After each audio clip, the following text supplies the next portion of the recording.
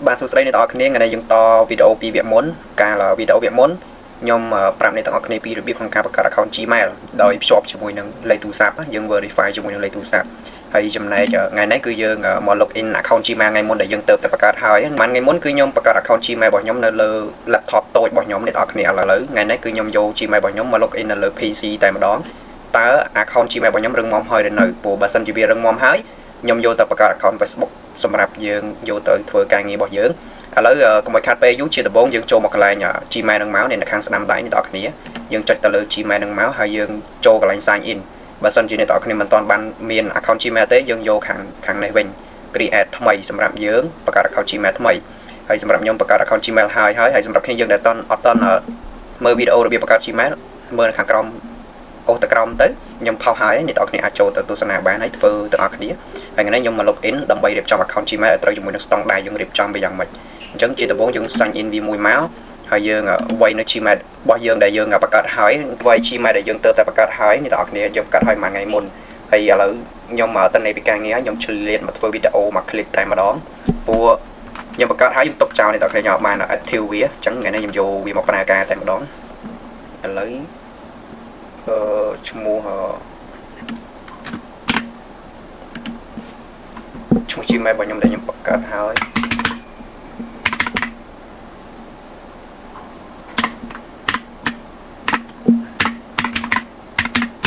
ហើយយើងវាយ Gmail របស់អ្នកនរគ្នាដែលបង្កើតហើយអ្នកនរគ្នាយើងវាយ account Gmail របស់យើងហើយយើងធ្វើការចុច next ហើយពេលយើងចុច next ហើយមកដល់កន្លែងនេះយើងដាក់ password របស់យើងចូលអ្នកនរគ្នា password ដែលយើងបំពេញហើយកន្លែងនេះយើងកត់ទុកអ្នកនរគ្នាកុំឲ្យភ្លេចយើង verify ម្ដងទៀតពី3នាំតែខាត់ពេលរបស់អ្នកនរគ្នាទេអូខេឥឡូវខ្ញុំ log in នៅ account Gmail របស់ខ្ញុំហើយដល់ចំណុចមួយនេះខ្ញុំបំពេញ password ហើយខ្ញុំធ្វើការចុច next អូខេអ្នកនរគ្នាគឺ Gmail របស់ខ្ញុំគឺបង្កើតបានដោយជោគជ័យប្រហែលថ្ងៃមុនហើយថ្ងៃនេះគឺខ្ញុំយកមក tester នៅលើ PC របស់ខ្ញុំគឺ account Gmail របស់ខ្ញុំគឺបង្កើតបាន 100% អ្នកនរគ្នាខ្ញុំអាចយកមកធ្វើការងាររបស់ខ្ញុំបានហើយពេលអ្នកនរគ្នា log in ចូលហើយយើងកុំតិនចុចអីទៀតអ្នកនរគ្នាកន្លែងមួយនេះយើងត្រូវមើលសិនបើសិនជាយើងចង់ recovery នៅលេខទូរស័ព្ទរបស់យើងនៅពេល Gmail យើងបាត់អីយើងអាចដាក់តែលេខទូរស័ព្ទរបស់យើងអាចទាញយក Gmail របស់យើងវិញបានយើងដាក់លេខទូរស័ព្ទនៅកន្លែងនេះបើសិនជាយើងអត់មានលេខទូរស័ព្ទដាក់ទេយើងភ្ជាប់ជាមួយ Gmail សម្រាប់ recovery ហើយបើសិនជាអ្នកនរគ្នាគិតថា Gmail សំខាន់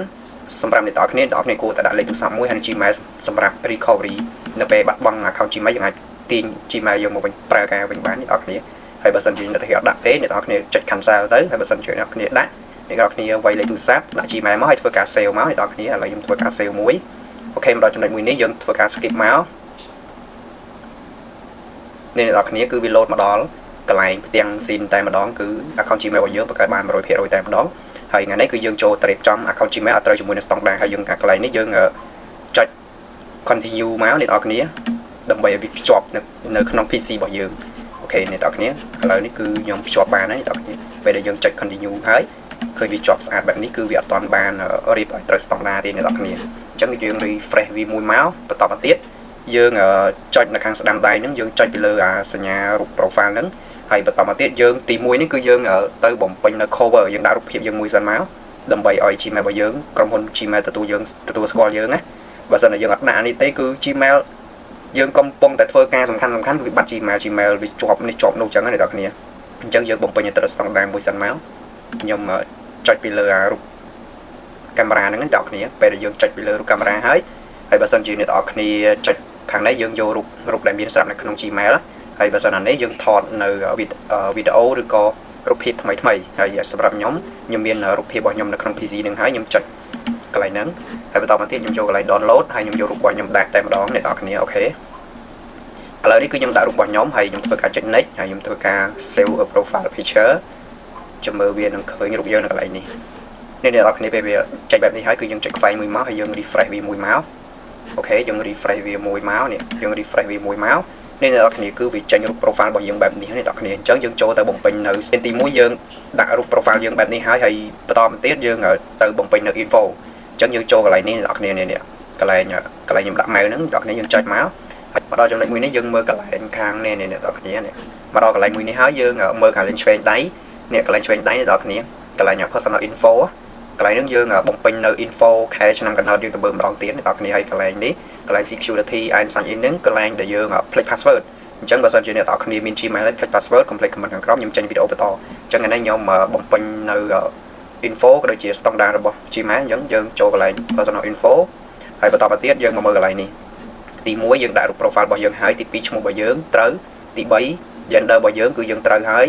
ទី4 Gmail របស់យើងមាន SIN មានទាំង SIN មានទាំង recovery អញ្ចឹងបន្តមកទៀតបើយើង add លេខទូរស័ព្ទយើងចូលថ្មីក៏បានហើយកន្លែងនេះ birthday យើងត្រូវហើយកន្លែងហ្នឹងយើងមើលត្រូវអស់ហើយអ្នកនរគ្នាគឺអត់មានអីជា cost standard ទេយើងគ្រាន់តែ add រូបរបស់យើងមួយហើយគឺយើងបំពេញនៅ standard របស់ Gmail បានល្អហើយយើងដាក់តារូបរបស់យើងមួយទៅគឺយើងមកឆែកមើលកន្លែង personal info ហ្នឹងគឺយើងមើលវាម្ដងទៀតបើសិនជាយើងខុសឈ្មោះយើងអាចកែបានអ្នកនរគ្នាហើយបើសិនជាយើង click password យើងបង្កើត Gmail ហើយយើង click password យើងអាចយក Gmail ហ្នឹងមកបានហើយអាចយក Gmail យើងមកប្រើបានហើយយើងដូរ password យើងបានទៀតអញ្ចឹងកន្លែងវីដេអូហ្នឹងបើសិនជាខ្ញុំប្រាប់វាអាចវែងទៀតអញ្ចឹងខ្ញុំចាំចេញវីដេអូបន្តសម្រាប់គ្នាយើងដែលបាត់លេខកូដ Gmail អូខេអ្នកនរគ្នាឥឡូវនេះគឺយើងបំពេញនៅ standard របស់ Gmail ហើយយើងចូលកន្លែងទៅទំព័រដើមវិញហើយយើង refresh មួយមកអ្នកនរគ្នាគឺយើងបំពេញបានតែប៉ុណ្ណេះគឺល្អហើយអ្នកនរគ្នាយើងអាចយកទៅធ្វើការងាររបស់យើងបានហើយបើសិនជាយើ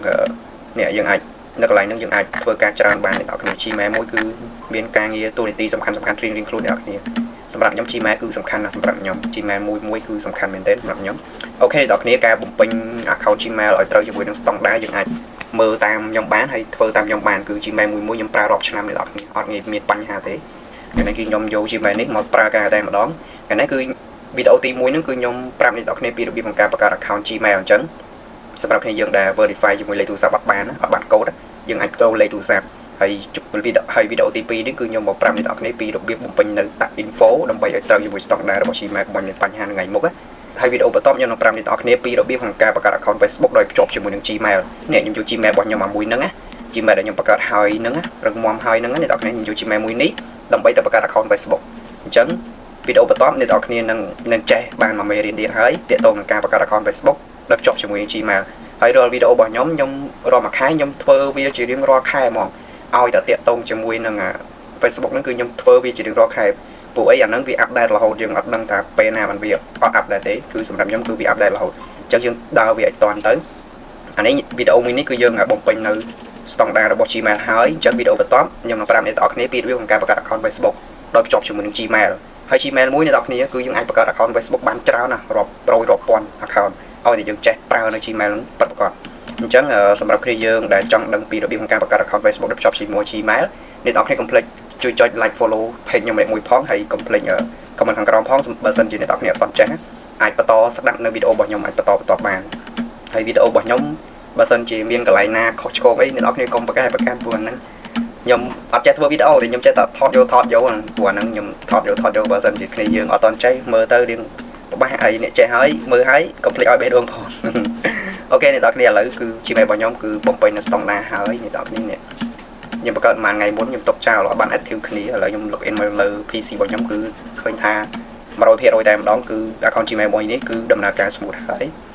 ហើយយើងចូលមកកន្លែង personal info គឺត្រឹមត្រូវទាំងអស់យើងមិនចាំបាច់កែទៀតទេគឺតែប៉ុណ្្នឹងគឺត្រូវ standard អ្នកទាំងគ្នាហើយយើងចុចខ្វែងមួយមកយើង refresh វាមួយមកអូខេអ្នកទាំងគ្នានេះ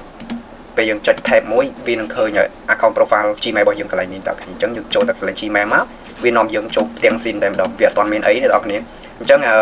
វីដេអូរបស់ខ្ញុំក៏មានតែប៉ុណ្្នឹងអ្នកទាំងគ្នាហើយអ្នកទាំងគ្នាកុំភ្លេចតាមដានវីដេអូបន្តផងខ្ញុំនឹងប្រាប់អ្នកទាំងគ្នាពីរបៀបការបង្កើត account Facebook ដោយភ្ជាប់ជាមួយនឹង Gmail ខ្ញុំយក Gmail មួយនឹងតែម្ដងខ្ញុំអត់យក Gmail ផ្សេងទេខ្ញុំធ្វើវីដេអូមួយឲ្យច្បាស់ឲ្យអ្នកទាំងគ្នាស្រួលយល់វីដេអូមួយនេះគឺខ្ញុំយក Gmail មួយនេះ account មួយនេះហើយនឹង Gmail មួយនេះតែបង្កើត account Facebook ហើយបន្តមកទៀតយើងបង្កើត account Facebook ហើយយើងត្រូវធ្វើអីទៀតដើម្បីឲ្យអានេះគឺខ្ញុំប្រាប់មូលដ្ឋានគ្រឹះអ្នកទាំងគ្នាអានេះបើសិនជាគ្នាយើងចង់ដើរលើវិស័យមួយនេះហើយស្រឡាញ់នៅលើវិស័យមួយនេះតតែអត់ធ្មត់ព្យាយាមស្ដាប់ព្យាយាមរៀនបើសិនជាយើងអត់ព្យាយាមស្ដាប់ព្យាយាមរៀនទេគឺយើងអត់អាចទៅមុខទេព្រោះហ្នឹងខ្ញុំចំណាយពេលលើវាមួយឆ្នាំពេញគឺខ្ញុំអត់បានដេកទេអ្នកនរគ្នាឆ្នាំ2022ហ្នឹងគឺជាឆ្នាំដែលជូរជាប់មែនទេអ្នកនរគ្នាគឺលើវិស័យមួយនេះគឺមាននិយាយទៅមានជូរជាប់ច្រើនមែនទេតែខ្ញុំអត់និយាយទេអ្នកនរគ្នាខ្ញុំប្រាប់ថាអ្វីដែលជាលទ្ធផលជាក់ស្ដែងព្រោះមនុស្សយើងឥឡូវត្រូវការលទ្ធផលបើសិនជាអត់មានលទ្ធផលឲ្យគេមើលទេគឺគេក៏មិនមើលយើងដែរអ្នកនរគ្នាអូខេអ្នកនរគ្នាគឺវីដេអូរបស់ខ្ញុំក៏ដល់ទីបញ្ចប់ហើយអ្នកនរគ្នាជួបគ្នានៅវីដេអូបន្តហើយវីដេអូបន្តយើងនឹងទៅរៀនបង្កើត account Facebook ទាំងអស់គ្នាពីរបៀបបង្កើត account Facebook យើងយក Gmail ហ្នឹងទៅបង្កើតទាំងអស់គ្នាហ ហើយសម្រាប់គ្នាយើងដែលបង្កើត account Gmail បានហើយកុំភ្លេច comment ខាងក្រោមប្រាប់គ្នាយើងផងថាបានហើយយើងអាចទៅបង្កើតយក account Gmail ដែលយើងបង្កើតហើយយើងយកទៅបង្កើត account Facebook ហើយពេលយើងបាន account Facebook ហើយយើងត្រូវរៀបចំ account Facebook នោះឲ្យត្រូវជាមួយនឹង standard របស់ Facebook ហើយបន្តមកទៀតយើងបំពេញនៅ tag info ឲ្យត្រឹមត្រូវហើយយើង verify អត្តសញ្ញាណប័ណ្ណរបស់យើងហើយបើសិនជាយើងមិន verify ទេវាអត់រឹងមាំទេហើយបើសិនជាយើង verify ហើយយើងអាចយកទៅវានឹងទៅប្រើការនៅលើវិស័យ digital marketing បានយើងអាចយកវាទៅប្រើកើត ADM manager បានហើយយើងអត់ដឹងថាបង្កើតតាមណាធ្វើតាមណាអញ្ចឹងហើយយើងអត់ដឹងថាទៅធ្វើម៉េចទៅចូល ADM manager បានអញ្ចឹងអ្នកនរគ្នាកុំភ្លេចជួយចុច like follow page មួយនេះផងហើយកុំភ្លេច subscribe YouTube ខ្ញុំម្នាក់មួយផងដើម្បីទទួលបាននៅវីដេអូថ្មីៗទាក់ទងនឹងវិស័យមួយនេះអ្នកនរគ្នានឹងពេលខ្ញុំផុសទៅអ្នកនរគ្នាឃើញមុនគេអ្នកនរគ្នាអាចស្ដាប់មើលបានហើយអត់យល់ត្រង់ណាខ្ញុំនឹងចែកលេខទៅកាន់អ្នកនរគ្នាទៀតហើយឥឡូវនេះគឺខ្ញុំរវល់ធ្វើការអញ្ចឹងខ្ញុំអត់សូវមានពេលច្រើនសម្រាប់នៅលើការធ្វើវីដេអូអញ្ចឹងខ្ញុំឆ្លៀតមកផ្លេតធ្វើវីដេអូនឹងចែកជូនទៅអ្នកនរគ្នាបានទស្សនាអូខេអ្នកនរគ្នាវីដេអូរបស់ខ្ញុំក៏មានតែប៉ុណ្្នឹងអ្នកនរគ្នាជម្រាបលាបាយបាយ